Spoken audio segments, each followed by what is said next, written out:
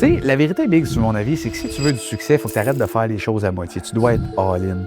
Faut que tu sois over-commis. Tu te souviens, dans une conférence qu'on avait vue, une des phrases qu'il disait tout le temps, c'était « Les grandes choses viennent en temps de grands déséquilibres ». Tu dois accepter de baisser dans certaines sphères de ta vie pour grimper dans la sphère qui est la plus importante pour toi. Puis évidemment, il faut que tu te demandes, est-ce que c'est vraiment l'ambition que j'ai? Fait que, tu sais, par exemple, en ce moment dans le business, je vais travailler du 16 heures par jour, 7 jours sur 7. Je vais au gym, je l'accepte, je retourne au baseline.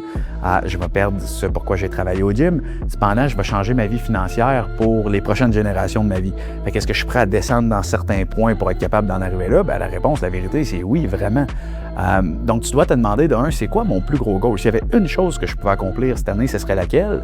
Puis tu dois te dire, est-ce que j'accepte de déséquilibrer les autres sphères de ma vie pour être certain que ce but-là devienne une réalité? Puis si c'est le cas, tu es capable de faire des sacrifices, tu es prêt à les accepter, puis tu es capable de travailler avec assez d'intensité pendant assez longtemps, mais c'est comme ça qu'on rend le succès inévitable, puis tu le sais autant que moi que c'est de même que tu vas réussir, comme tout le monde qu'on connaît qui a réussi, qu'on voit ces stages, les gourous, les multimillionnaires, etc. Ces gens-là ont vécu des grandes périodes de déséquilibre pour arriver à aujourd'hui avoir un équilibre ou une abondance, je dirais même, dans toutes les sphères de leur vie, tu me suis?